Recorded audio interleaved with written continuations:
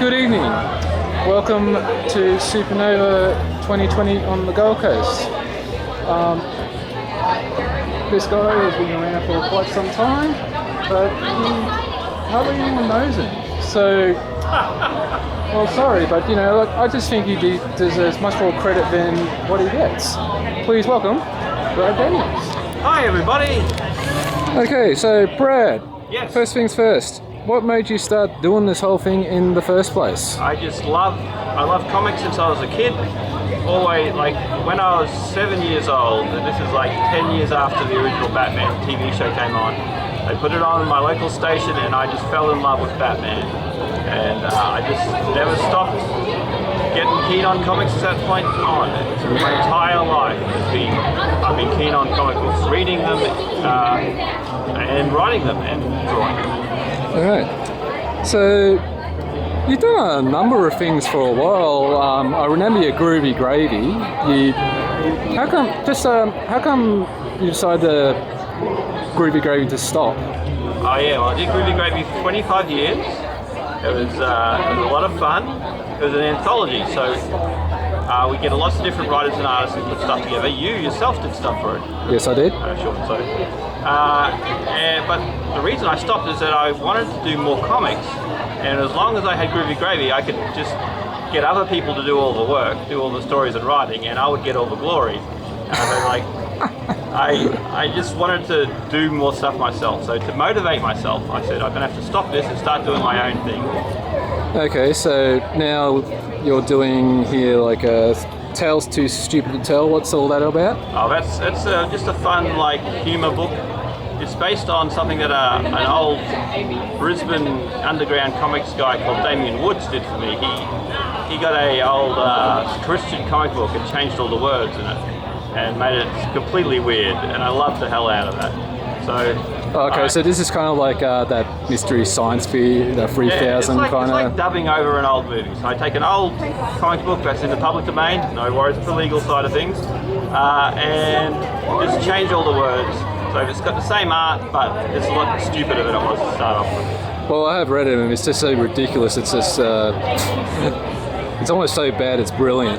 Yeah, I get lots of positive feedback. It's like, it's not going to change the world. It's a bit of fluff, but it's funny. It's like, I have written for Mad Magazine. I've got a little bit of I've got a sense of humour. I know what funny stuff is. Yeah. And you got this book, the Monocle? The Monocle, that's my steampunk adventure. So so where did that idea come from? Well, as many ideas for my writing come from, it came from talking with the artist. I wrote this for another person to draw, and I asked, what do you want to do? He said, I want to do steampunk, and I want to do, I want there to be zeppelins and explosions and robots and stuff like that. And I wrote this fantastic story, and then he did the first page. He's like, oh, this is too much work. So lazy. I had this full 26-page comic written, so I said, well, I'm going to do the art myself. So that's how it ended up. I serialized it in Groovy Gravy, and then I've gone and redone the entire artwork and finished it off as a full comic book myself. All right, and so since you do art too, how do you work? Do you use traditional or digital methods, or? Well, my way of working is that and this is something I started doing years ago before I had the technology or the talent to do it, is I do layouts in pencil. Yep. So I do a full page pencil layout. I scan that in. Everything else is done digitally.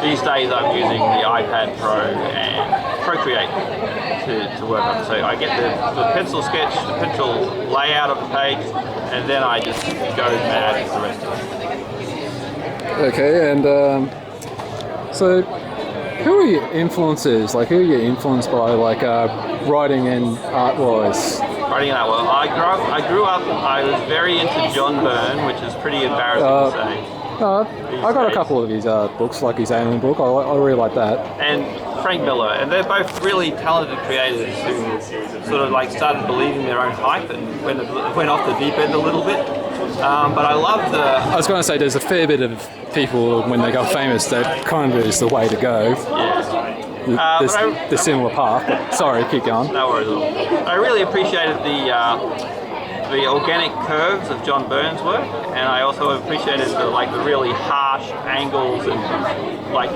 really high contrast black and white of Frank Miller.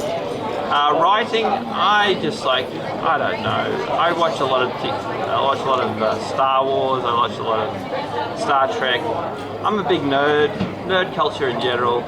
I've often thought about that. Like, I wish I was a better writer, because that's what I do most of. But it's mainly influenced by my experience with improv comedy. So I generally, if I see a chance to throw in a joke, I throw in a joke. That's how I write. Oh, yep. So you actually do improv comedy, that improv thing on the side as well? Absolutely. So you're pretty much multi-talented, so to speak. Well, yes, I am. I'm a Renaissance man.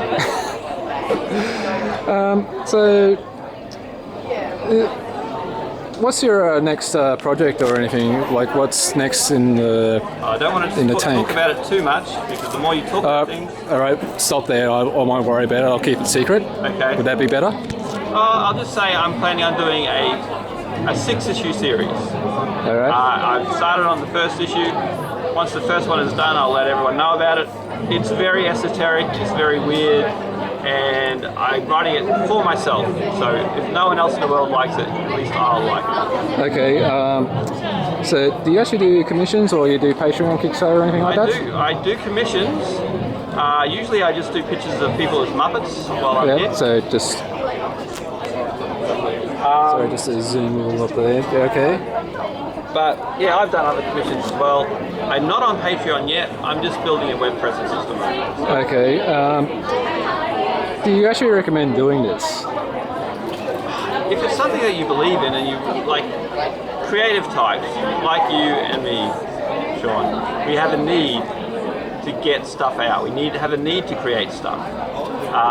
So if you're that sort of person, then yes, you should do this. I mean, it's a way of helping finance that particular hobby. But if you're trying to get rich and famous, I wish you luck. Really good luck with that. Yeah. I mean, it's not gonna. It may not happen. If you're lucky, it might happen, but it's not the best way. You better, if you want to become rich and famous, I don't know, become an investment banker. Okay. Like that. And just last question. Yes. Who do you think would win in a fight, Rove McManus or Pee Wee Herman? Pee Wee Herman would shiv Rove McManus.